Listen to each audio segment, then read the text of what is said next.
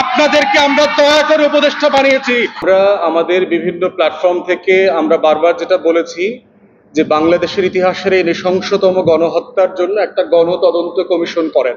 গণতদন্ত commission গণশুনানি করবে।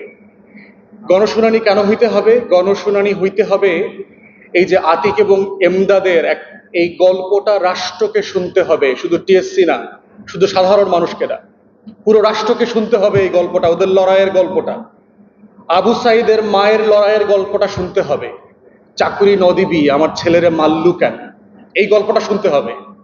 বাংলাদেশের পাড়ায় মহল্লায় প্রান্তে প্রান্তে যে লড়াইগুলো করেছে এই 6 কোটি তরুণের প্রতিনিধিরা, লক্ষ লক্ষ জনগণ, লক্ষ লক্ষ তরুণ যুবকরা করেছে, তাদের সবার গল্পটা শুনতে হবে। যেই শহীদ মিছিলে যাওয়ার আগে মাকে চিঠি লিখে ক্ষমা চেয়ে গেছে, সেই মায়ের কান্না জড়া চিঠিটার গল্পটা শুনতে হবে। গল্পটা শুনতে হবে সেই 6 জন শহীদের, সাভারে যাদেরকে হত্যা করে পুড়িয়ে মারা হয়েছে সেই 6টা পরিবারের গল্প শুনতে হবে। গল্প শুনতে হবে এপিসি থেকে যে শহীদকে ফেলে দেওয়া হয়েছে, তখনও তিনি বেঁচে ছিলেন, সেই শহীদের গল্পটা শুনতে হবে।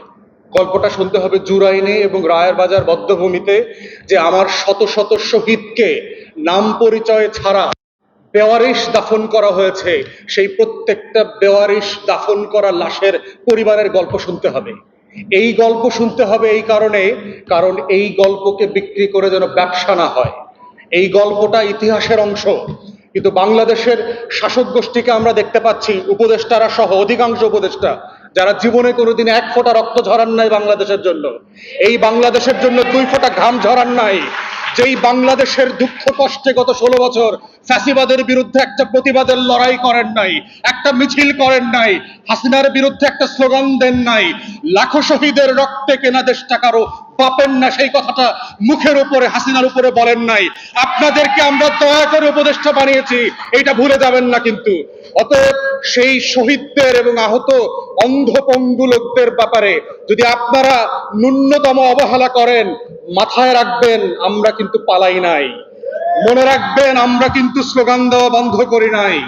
মনে রাখবেন আমরা কিন্তু মিছিল করা ভুলে যাই নাই। মনে রাখবেন শহীদ হওয়ার তালিকা শেষ হয়ে যায় নাই। মনে রাখবেন লাশ মর্গ হয়ে যাওয়া আর মাকে চিঠি লেখে মিছিলে যাবে তেমন তরুণরা বাংলাদেশটা হারিয়ে গেছে তেমনটা না। মুগ্ধ হয়ে, আসিফ হয়ে, নাহিয়ান হয়ে, আতিক এবং এমদাদ হয়ে বাংলাদেশের লক্ষ কোটি তরুণরা আবার মিছিলে আসবে, আবার স্লোগান দেবে, আবার রাষ্ট্র সংস্কারের দাবি তুলবে, আবার স্লোগানে স্লোগানে তারা বলবে বাংলাদেশকে বদলে দিতে হবে। আবু সাইদ মুগ্ধ, শেষ হয় নাই যুদ্ধ, এই লড়াইয়ের প্রতিবাদ হচ্ছে বাংলাদেশের চলমান আন্দোলন। বাংলাদেশটাকে নতুন বাংলাদেশ করা, বাংলাদেশ 2 উপহার দেওয়া, যেই বাংলাদেশের জন্য আমরা কাজ করেছি। অতএব সকল উপদেষ্টাকে বলছি, আগামী ক্যাবিনেট মিটিং এ যদি আপনারা এই গণতদন্ত কমিশন না করেন, আমার এই শত সহস্র শহীদের, লাখো আহত ব্যক্তি এবং লড়াইয়ের যোদ্ধাদের গল্প না শোনেন, আমরা লড়াই করতে রাস্তায় নেমে আসতে বাধ্য হব। বাধ্য করবেন না আমাদেরকে, আমাদের জাতীয় শত্রু মিত্র আমরা চিনে ফেলেছি।